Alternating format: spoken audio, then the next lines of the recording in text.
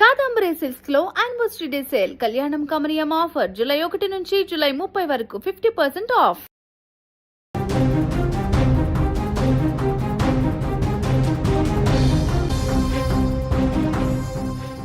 భారీ వర్షాలకు నాసిక్ అతలాకుతలమవుతుంది. మహారాష్ట్రలో ఇప్పుడు కురుస్తున్నటువంటి భారీ వర్షాలకు అన్ని ప్రాంతాలలో భారీ వరదలు. నిన్న ఒక్కరోజే నాసిక్లో 350 మిల్లీమీటర్ల వరకు వర్షపాతం కురిసిందంటూ వాతావరణ శాఖ అంచనా వేయడంతో అధికారులు ఇప్పుడు నాసిక్ నగరం మరియు త్రయంబకేశ్వర్ ప్రాంతానికి హై అలర్ట్ జారీ చేశారు. రాత్రంతా నాసిక్లో కురిసిన భారీ వర్షం మంగళవారం ఉదయం వరకు కొనసాగగా ప్రస్తుతము అత్యధిక వర్షపాతము త్రయంబకేశ్వర్ మరియు ఇగత్పురిలో నమోదవుతుంది.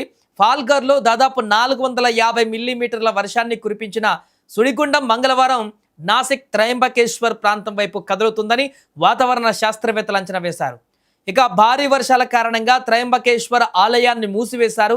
అయితే చరిత్రలో ఈ ఆలయం తాత్కాలికంగా మూసివేయడం ఇదే తొలిసారి. అంటే అర్థం చేసుకోవచ్చు అక్కడ వరదలు ఎంతలా ప్రవహిస్తున్నాయో, ఎంత భయంకరంగా అక్కడ వరదల ఉధృతి కొనసాగుతుందో, ఎంత భారీగా వర్షాలు నమోదవుతున్నాయో ఊహించని విధంగా ఎవ్రీ ఇయర్ కూడా మహారాష్ట్ర అనేసరికి వర్షాలు దండిగా పడుతుంటాయి. ముఖ్యంగా నాసిక్ ప్రాంతాలలో గోదావరి పుట్టినటువంటి ప్రాంతం కాబట్టి ఆ ప్రాంతంలో ఎక్కువగా వర్షాలు పడుతుంటాయి, మనం చూస్తూనే ఉంటాం. కానీ ఈసారి అంతకు మించినటువంటి ఆకాశానికి చిల్లు పడిందా అన్నట్టుగా పడుతున్నటువంటి, అంటే ఒక్క గంటల వ్యవధిలోనే వస్తున్నటువంటి భారీ వర్షానికి ఎక్కడికెక్కడ స్తంభించిపోయాయి. ఇప్పటికే ఆల్రెడీ నాసిక్ పరిసర ప్రాంతాల్లో ఉన్నటువంటి అన్ని టూరిస్ట్ ప్లేస్లలో, రాయ్గఢ్ పరిసర ప్రాంతాల్లో కానీ, దేవకుండ్ వాటర్ ఫాల్స్లో కానీ, తమిహినీ ఘాట్ కానీ, జీవనాథ్ ఫోర్ట్ కానీ ఇలాంటి వాటన్నింటినీ కూడా టూరిస్టులు ఎవరు రాకుండా అటు బ్యాన్ చేసేశారు, పూర్తిగా నిషేధించారు. సెప్టెంబర్ వరకు కూడా ప్రధానమైనటువంటి ఘాట్ రోడ్లను కూడా ఎవరు వెళ్లకుండా హెచ్చరికలు జారీ చేసినటువంటి పరిస్థితి. ఇప్పుడు క్రమంగా ఒకవైపు ముంబై నగరం అంతా కూడా అతలాకుతలం అవుతుంది, మరొక వైపు ఈ నాసిక్ పరిసర ప్రాంతాలన్నీ కూడా పూణే నుంచి,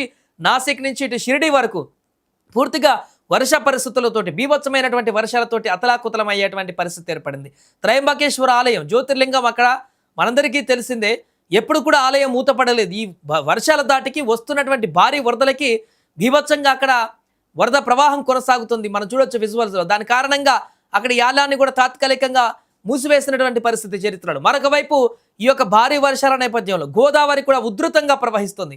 భీకరమైనటువంటి వర్షాలకి అక్కడ వస్తున్నటువంటి వరదలకి నాసిక్ నుంచి, గోదావరి పుట్టినటువంటి నాసిక్ ప్రాంతం నుంచి మొదలైనటువంటి ఈ యొక్క కొండ కోణాల నుంచి విపరీతమైనటువంటి వాటర్ ఫాల్స్ ద్వారా ఆ యొక్క వరదలనేటివన్నీ కూడా కలిసి ఇప్పుడు గోదావరిని, నదిని ఉధృతంగా ప్రవహించేటువంటి విధంగా మారింది.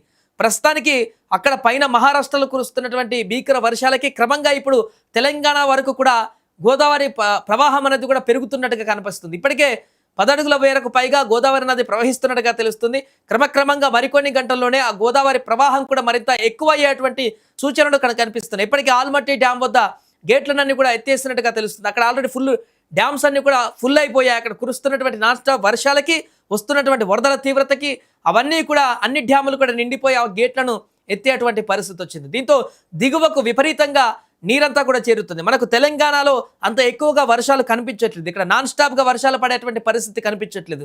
చల్లటి వాతావరణం ఉంది కానీ ఇక్కడ హెవీగా వర్షాలు అయితే లేనే లేదు. ఆ లోటు అయితే మనకు కనిపిస్తుంది. కానీ మహారాష్ట్రలో పడుతున్నటువంటి భీకరమైనటువంటి వర్షాలకైతే గోదావరి నది ఉప్పొంగి ఇప్పుడు ప్రవహించేటువంటి పరిస్థితి. ఆల్రెడీ ఫ్లోటింగ్ కొనసాగుతుంది గోదావరిలోకి. మహారాష్ట్ర నుంచి తెలంగాణలోకి ఎంటర్ అయ్యి ఇక్కడ గోదావరిలో కూడా వరద ప్రవాహం అయితే కొనసాగుతుంది. క్రమక్రమంగా మరికొన్ని గంటలలో అక్కడ నాసిక్లో కానీ, త్రయంబకేశ్వరంలో కానీ అక్కడ పడుతున్నటువంటి వర్షాల తీవ్రత ఇంకా అలాగే ఉంటే రేపటి వరకు, రేపు బుధవారం, ఎల్లుండి గురువారం వరకు కూడా ఇటు తెలంగాణలో ప్రవహించేటువంటి గోదావరి వరకు కూడా భారీ స్థాయిలో ప్రవాహం వచ్చేటువంటి అవకాశం కూడా కనిపిస్తుంది. ఇప్పటికే దీనికి సంబంధించి అధికారులు కూడా మానిటరింగ్ చేస్తున్నారు. ఎగువన కురుస్తున్నటువంటి వర్షాలు ఏ రకంగా ఉన్నాయి, అక్కడ ఫ్లోటింగ్ ఎలా ఉంది, ఎన్ని టీఎంసీల నీరు చేరుతుంది, దాంట్లో ఎన్ని క్యూసెక్ల నీరు వరద వస్తుంది, వీటన్నిటి కూడా అంచనా వేస్తున్నారు. ప్రస్తుతానికైతే మహారాష్ట్రలో ఎక్కడ చూసినా కూడా వర్ష బీభత్సం అయితే కొనసాగుతుంది. ముంబై నుంచి, నాసిక్ నుంచి త్రయంబకేశ్వరం వరకు కూడా, పూణే వరకు కూడా ఎటు చూసినా కూడా అల్లకల్లోలమైనటువంటి పరిస్థితి. విపరీతంగా వస్తున్నటువంటి భీకరమైనటువంటి వర్షాలు, ఒక నెల రోజుల్లో కురిసేటువంటి వర్షాలు 1-2 రోజుల్లోనే పడేటువంటి దారుణమైనటువంటి పరిస్థితులు ఇప్పుడు అక్కడ క్రియేట్ అవ్వడంతో ప్రజలందరూ కూడా అతలాకుతలం అవుతున్నటువంటి పరిస్థితి. బయటికి వెళ్ళాలంటేనే భయపడాల్సిన పరిస్థితి. చాలామంది చనిపోయారు ఇప్పటికీ. ముంబై కానీ ఇతర ప్రాంతాలలో బయటికి వెళ్ళిన వారు ఈ వరదల ఉధృతికి చనిపోయినటువంటి ఘటనలు కూడా అనేకంగా మారాయి.